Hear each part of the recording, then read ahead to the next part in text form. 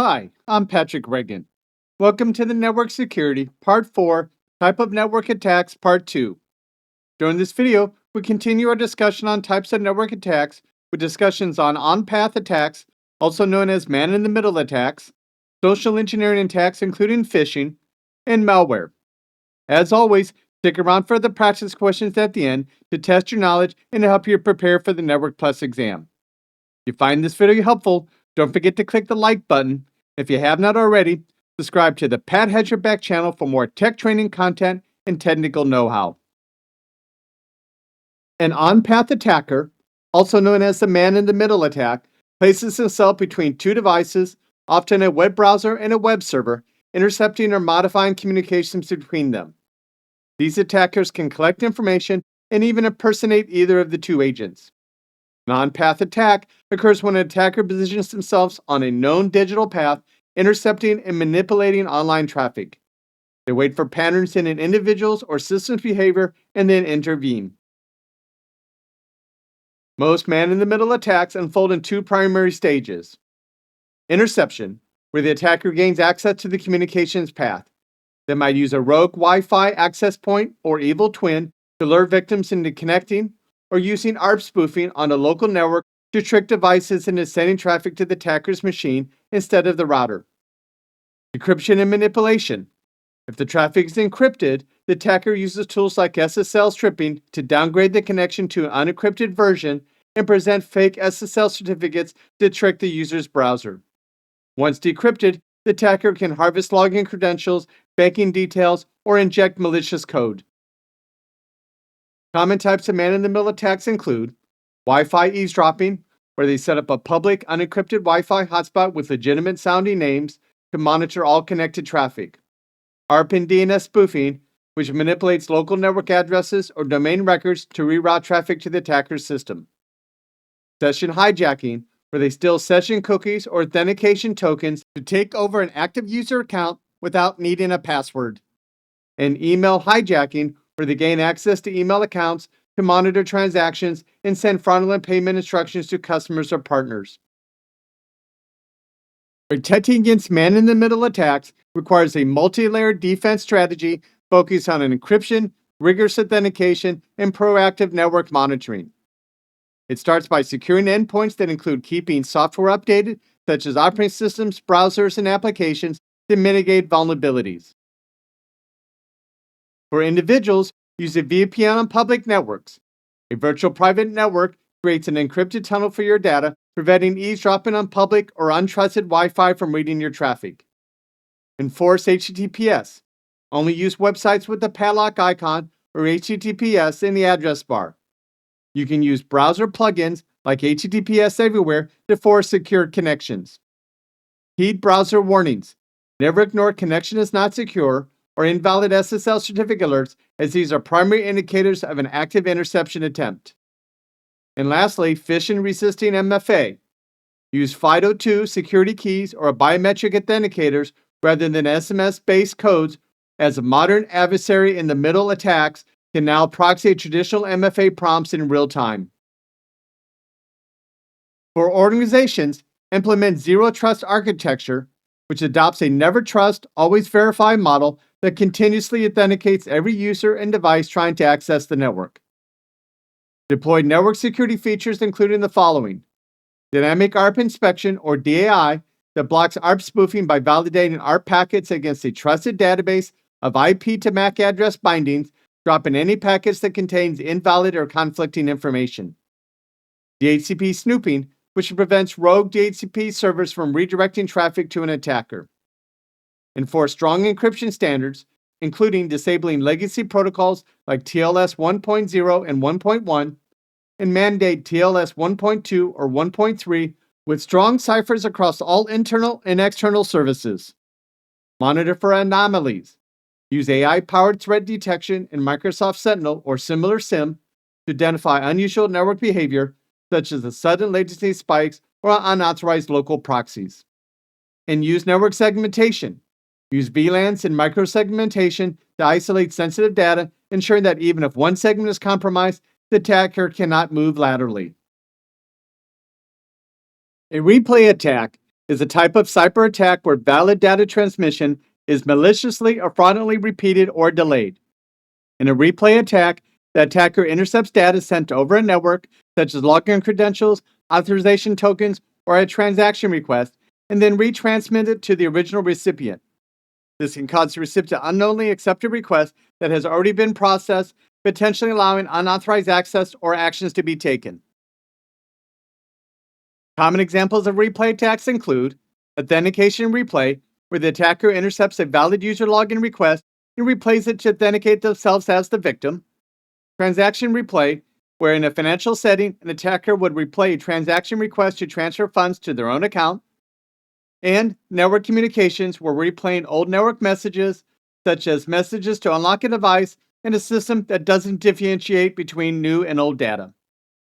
How a replay attack works is interception. The attacker intercepts a legitimate data transmission, such as the authentication request or financial transaction. Repetition. The attacker then replays or resends the captured data to the target system, which processes it though as a fresh request. And lastly, exploitation. The attack might allow the attacker to bypass security controls or perform actions like unauthorized login or fraudulent transactions. To defend against replay attacks, you need to use timestamps. Adding timestamps to messages allows the systems to verify whether the message is recent or has been delayed. Nonces. A nonce is a random number used only once, added to each request to ensure that even if an attacker replaced the message, the system can detect that it's not valid anymore. Cryptographic signature, which uses encryption or digital signatures to ensure that the data cannot be modified or replayed without detection. TLS and SSL. Protocols like Transport Layer Security, or TLS, use secure channels to prevent interception and modification of data. And session tokens. For web applications, using session tokens with expirations and checks can prevent old sessions from being reused. Social engineering is a tactic of manipulating, influencing, or deceiving a victim in order to gain control over a computer system or to steal personal and financial information. It uses psychological manipulation to trick users into making security mistakes or give away sensitive information. Social engineering is effective because it relies on the human tendency to trust, fear, or oblige to orders. Sometimes it depends on that people to have basic desire to be helpful. Social engineering is aimed at the weakest link in security, the people. Keep in mind that social engineering is constantly changing and you never know what they'll use next. For an organization, since awareness is key to avoid social engineering traps, regular awareness training is paramount. Remember, vigilance and skepticism are the best defenses against social engineering attacks. Trust your instincts and verify before sharing sensitive information. Some common tactics used in social engineering include posing as a trusted brand, where scammers impersonate well-known companies or brands that victims trust. By creating fake websites or messages resembling those of major brands, they trick victims into following instructions reflectively without proper precautions. Phishing. Cybercriminals send deceptive emails, messages, or calls pretending to be legitimate entities such as banks, government agencies, or coworkers. They aim to extract sensitive information or manipulate victims into taking harmful actions. Pretexting. In this technique, attackers create a fabricated scenario or pretext to gain victims' trust. For example, they might pose as colleagues seeking urgent help, pose as family members who are stranded or desperate help, or as service provider requesting account details. Baiting. Cybercriminals offer enticing bait such as free software, discounts, or prizes to lure victims into downloading malicious files or visiting compromised websites. Quid pro quo, where attackers promise something in return for information. For instance, they might claim to be conducting a survey and offer a reward for participation. Shoulder surfing is the practice of someone attempting to steal sensitive data by watching over a person's shoulder as they're using a mobile phone, laptop, desktop computer, or another device in an attempt to see private information, including passwords, PINs, or other sensitive information. This also includes typing a security code into a keypad, payment terminal, or an ATM. Shoulder surfing can be done direct observation, cameras, or recording devices. You also need to be careful if you're using a computer near a window, where someone may see the screen from a distance using binoculars, telescope, or special magnifying cameras. To prevent shoulder surfing, you need to be aware of your surroundings. Use privacy filters. Privacy filter is a thin piece of plastic that's placed over your monitor or display panel in order to prevent viewing the content from an angle. Keep your monitor out of sight, including keeping away from windows, hallways, and cameras. Tailgating uses an authorized person to gain unauthorized access to a building or restricted area by following a person who is authorized. Piggybacking is when an authorized user gains access to a restricted area and helps an unauthorized user enter the site. For example, you hold the door open for someone that was nearby and you let them in. When discussing security, it is not always best to be polite. To prevent tailgating and piggybacking, you need to use physical barriers such as turnstiles, access control vestibules, or man traps. Use a video monitoring system that is actively monitored and for logging of intrusion. Use sensors that count the number of people entered and leaving the premises and compare it to the number of access credentials used. Security awareness training for your users detailing the dangers of tailgating and piggybacking and the urgent of asking who they are, why they're there, and showing the proper identification. Dumpster diving is the practice of extracting information from large commercial, residential, industrial, construction, and trash containers to gather valuable information, including confidential and proprietary information and information that can be used to exploit vulnerabilities. The information from dumpster diving can be used in other social engineering attacks in the future, including impersonation and spear phishing emails. Dumpster diving also includes rummaging through discarded documents, hard drives, and hard drives deleted files. Some information gathered including key people in the organizational chart, telephone numbers, email addresses, delivery schedules, orders, and quarterly reports. To protect yourself against dumpster diving is to establish a clear data disposal policy, establish storage media deletion and destruction, enforce a data retention policy, use a shredder for physical documents before discarding, and consider using a reputable third-party paper shredding and destruction service. Keep trash in a safe location where it will not be easily accessible to unauthorized individuals, and consider putting locks on the dumpsters and similar containers. Lastly, educate employees. Phishing is a cyber threat where scammers attempt to deceive individuals as posing as trustworthy sources. They use various communication methods, including email, chat programs, text messages, phone calls, and more. The goal is to trick victims into revealing sensitive information such as passwords and personally identifiable information, or PII.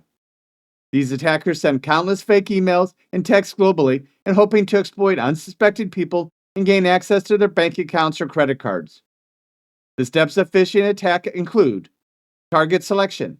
The target identifies their target, whether an organization or an individual, and devises strategies to collect data for the attack. Creation of fake content. Phishers create fake emails and/or phony web pages to send messages that lure data from their victims. Trustworthy appearance. The attackers send messages that appear trustworthy to the victims, initiating the attack. And data collection. Once deployed, phishers monitor and collect the data victims provide on the fraudulent website. For example, when a user is tricked into going into a fake website that looks like the real website, and a user attempts to log in, they type their username and password into the website, which basically means you just divulge your username and password to the hacker. To protect against a phishing attack, you must familiarize yourself with common warning signs including unsolicited messages, unfamiliar greetings or tones, grammar and spelling errors, a sense of urgency such as services will be shut off or your account is locked, suspicious email addresses that emails were sent from, suspicious links, especially from URLs that don't match the real site, suspicious attachments, requests for personal information, inconsistencies in email addresses or links, and unusual requests or alerts. This also includes claiming you've won something. Visit the site shown on the screen to read about phishing and to take a phishing quiz. You can also download the Phishing for Dummies book. Corporate networks protect against phishing through a layered defense strategy combining technical, administrative, and user-focused controls. Key defenses include secure email gateways to filter malicious content, multi-factor authentication or MFA to invalidate stolen credentials, DNS filtering to block malicious sites, and continuous employee training. Use email security and authentication by using secure email gateways, or SCGs, to scan inbound emails for malicious links and malware, and to verify DMARC, SPF, and DKIM to verify sender legitimacy to prevent domain spoofing. Multi-factor authentication, or MFA, is critical, rendering stolen passwords useless. Conditional access policies and zero trust models ensure only authorized users and devices access resources. Use DNS filtering and secure web gateways to prevent users from visiting known malicious websites, even if they click a link, and use attachment sandboxing, which opens files in an isolated environment to test for malware before delivery. Use security tools that can detect and prevent users from submitting corporate credentials to unauthorized, non-corporate, or untrusted websites. Use modern browsers and security tools like Windows Defender to block known phishing sites and browser isolation services that run browser code in the cloud to protect the local device. Conduct regular employee training that includes regular phishing simulation tests and training to teach employees to recognize red flags, such as suspicious links, urgent tone, and spelling errors. Establishing protocols for employees to report suspicious emails immediately helps IT security teams quickly neutralize threats. Make sure your computer operating system and software, including the browser, has the newest security updates. Make sure you use an up-to-date anti-malware package from a reputable company. Have the browser configured to block pop-ups. Avoid running devices as administrator or with administrative access. And lastly, perform regular backups and store the updates in a safe place. Malicious software, sometimes called malware, is software designed to infiltrate and adversely affect a computer system without the owner's informed consent. Malware steals data and damages or destroys computers, computer systems, and networks.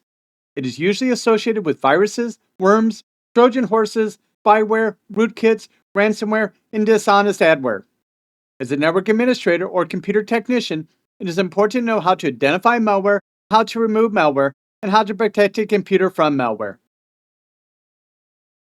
Since computers are often connected to the internet, there are more opportunities than ever for a computer to be infected by malware. The number of malware attacks perpetrated over the internet is staggering. It is important to ensure that if a computer gets infected on a network, it does not spread to other computers. Many early forms of malware were written as experiments or practical jokes known as pranks. Most of the time, these were intended to be harmless or merely annoying. However, as time goes by, the malware has turned more toward vandalism, extortion, and even terrorism as a tool used to compromise private information, encrypt data for ransom, and generally damage confidence in economic and political systems. Malicious software takes advantage of a vulnerability. You get malware from email attachments, phishing links, infected or fake websites, software downloads, removal of media, social engineering, drive-by downloads that occur when you visit a site and the malware is automatically downloaded and installed onto the device without your consent or knowledge, and vulnerabilities and exploits targeted at the operating system, applications, or network protocols. Ransomware is one of the fastest growing forms of malware. It encrypts data files and then demands a ransom to decrypt the files. As the user tries to access the files are unreadable until they are decrypted. They will usually ask for money via digital currency such as Bitcoin to unlock the files. Digital currency is usually untraceable. There's no guarantee that if you pay the money, the files will be decrypted. Ransomware can be dangerous on the network where users access files from servers, which infects the user's personal computer, file shares on the network, and other remote systems.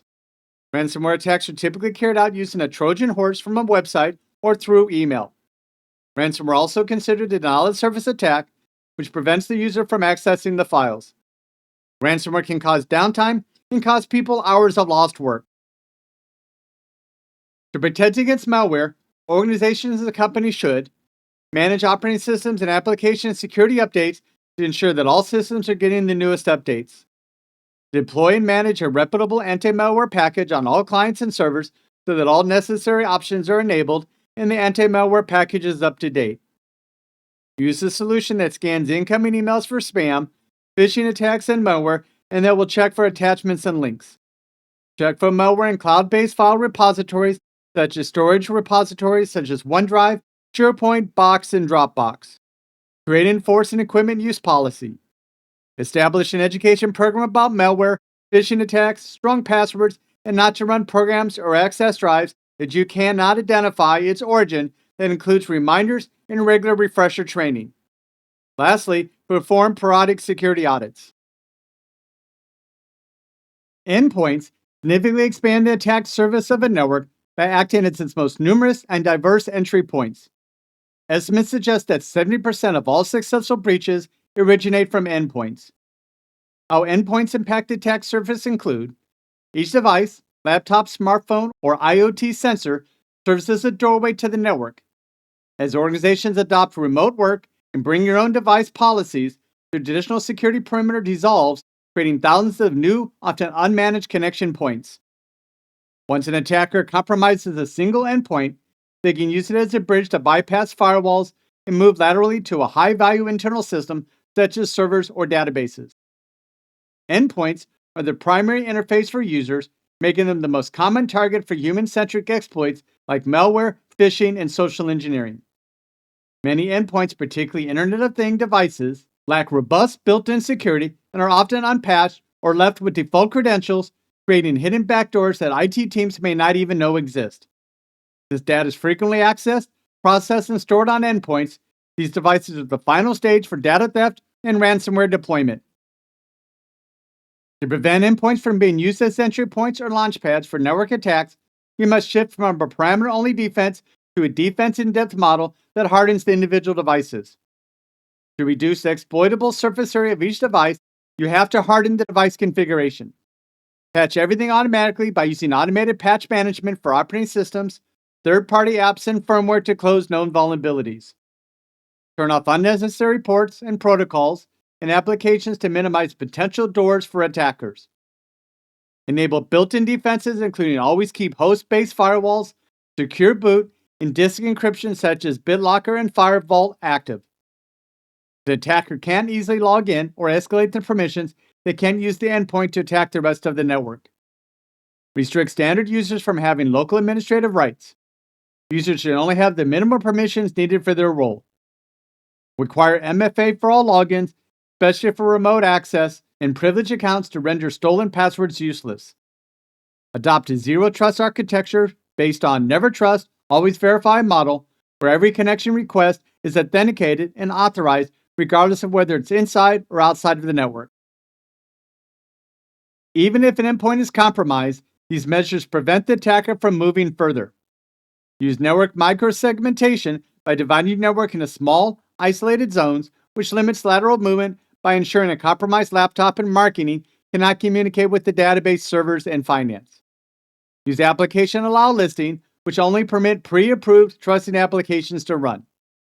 This blocks unauthorized hacker tools or malware from executing, even if they were successfully downloaded. Since many attacks are difficult to see, you need to have continuously monitoring in response. Use endpoint detection and response, or EDR, to monitor behavioral anomalies in real time, such as a user suddenly running unusual PowerShell scripts. Consider using extended detection and response, or XDR, which is a unified cybersecurity platform that collects and correlates data across multiple security layers, including endpoints, networks, cloud workloads, emails, and identities, to provide a holistic view of the entire attack surface. Maintain an inventory so that you know what needs protecting. And use discovery tools to maintain a real-time list of every managed and unmanaged device on your network. Here is an example of an attack. The attacker sends a bunch of emails to a user's email address. The attacker then contacts the end user, pretending to be the help desk, saying that they saw a spike in emails sent to their account and that they can help clean up the emails. The attacker directs the person to start a built-in Windows tool to give remote access to the user's computer. The attacker then ran scripts and such to perform privilege escalation to give administrative permissions and perform lateral movement through the network. What could have been done to stop this attack from succeeding? Here's a breakdown of how this attack functions from a security perspective and why it is so effective. Phase 1. The email bomb, the distraction. The attacker floods the inbox with thousands of automated newsletters, sign-up confirmations, and junk mail to create a sense of urgency, frustration, and chaos. Phase 2, the social engineering, the hook. By posing as the helpful ID department, the attacker builds instant rapport. Because the user is currently experiencing a real technical issue, the flood of emails, the attacker's call feels legitimate and timely. Phase 3, exploiting built-in tools. Instead of sending a suspicious.exe file that might be caught by antivirus, the attacker uses trusted pre-installed Windows tools. Phase 4, escalation and lateral movement. Once the attacker has the footprint on the machine, they move from a standard user to a God mode administrator. Privilege escalation. They might use tools to scrap passwords from the computer's memory. Lateral movement. Once they have admin rights, they can scan the network for more valuable targets like domain controllers or file servers to steal data or deploy ransomware. To stop this attack requires a defense in-depth approach. Make sure the computer is fully updated with the newest operating system, applications, and firmware updates, and use a reputable, up-to-date anti-malware package. Use an email security gateway that would have flagged a bunch of emails as a mail bomb or spam attack, which can detect sudden spikes in volume and quarantine them before the user even sees the mess. Use application control or allow listing to block the scripts from executing. Disable unnecessary native tools, including built-in Windows tools such as Quick Assist or Remote Assistance. These can be disabled via group policy or Intune. Ensure local admin rights have been removed so that if the user is a standard user, the attacker scripts cannot easily install deep-level malware or dump credentials from memory to move laterally. Use labs to ensure that every computer on the network have a unique local admin password that changes frequently. Implement technology to reduce access to and reuse credentials stored in memory by using Windows Defender Credential Guard and enable LSA protection. Use Privilege Access Management, or PAM, to ensure the administrator credentials are never stored on the standard workstation and that automatically change the password, which will prevent the attacker from harvesting an admin password that might have been used on the machine previously. To help prevent lateral movement, implement entity protection like Microsoft Entry ID that requires a fresh multi-factor authentication or MFA prompt if the user suddenly tries to access a sensitive server or perform an administrative task. Use network segmentation to prevent a workstation in the user or endpoint VLAN from talking directly to a server in the data center VLAN. Use an endpoint detection and response, or EDR, that would detect, investigate, and mitigate advanced threats in real time that uses behavioral analysis rather than just signatures, which should have seen the remote access tool being launched, followed by the execution of scripts, and flag it as highly suspicious behavior, potentially killing the session automatically. Use verification protocols that would establish a policy that the help desk will never ask a user to start a remote session via an unsolicited phone call.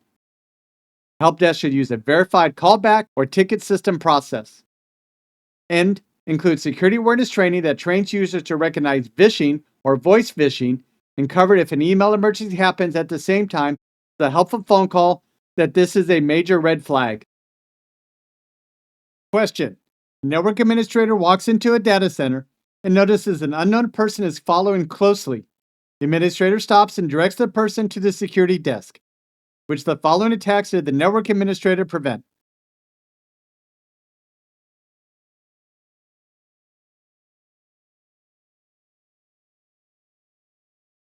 Answer: tailgating.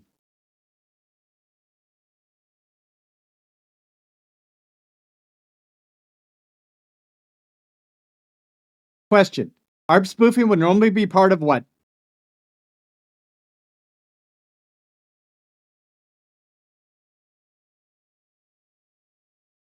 Answer: on-path attack.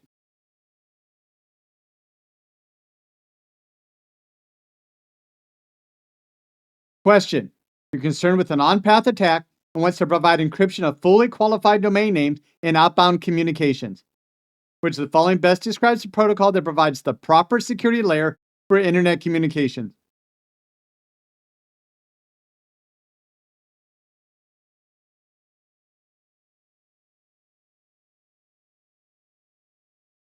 Answer: DOH.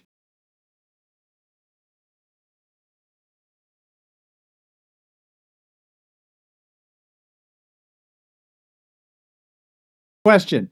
Which of the following allows for the interception of traffic between the source and destination?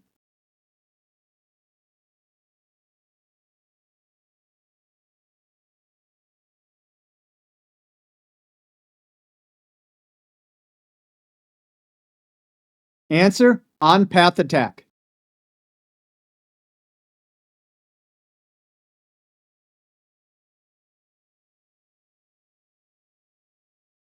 Question: during a recent attack, the attacker attempts to obtain user credentials by pretending to be from the organization's help desk. Which of the following attacks is the attacker using?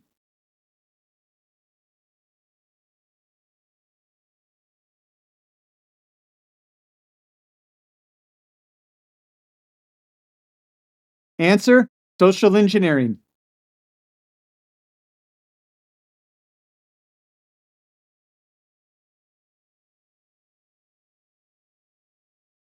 Question: you discovered network traffic that is sending confidential information to an unauthorized and unknown destination. Which of the following best describes this cause of the network traffic?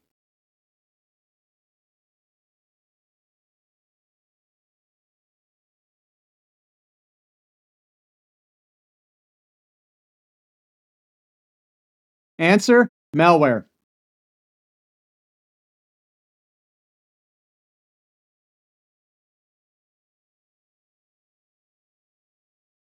Question: after a recent security awareness phishing campaign, cybersecurity team discovers that additional security measures need to be set up when users access potentially malicious websites.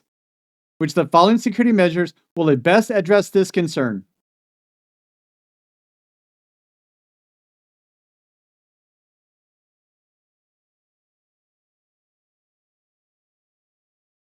Answer: implement DNS filtering.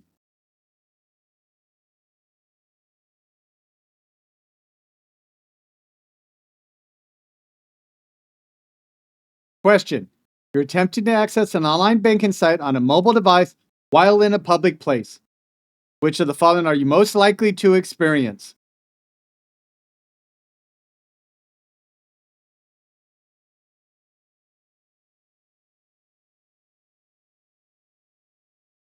Answer: shoulder surfing.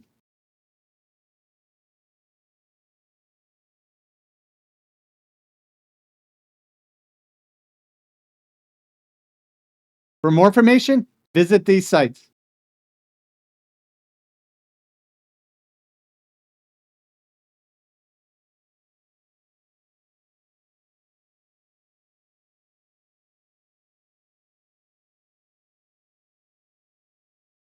In summary, an on-path attacker, also known as a man-in-the-middle attack, places themselves between two devices, often a web browser and a web server, intercepting or modifying communications between them.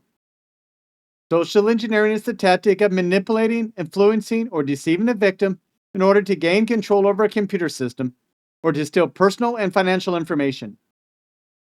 Phishing is a cyber threat where scammers attempt to deceive individuals by posing as trustworthy sources. Malicious software, sometimes called malware, is software designed to infiltrate and adversely affect a computer system without the owner's informed consent. Thank you for watching this video.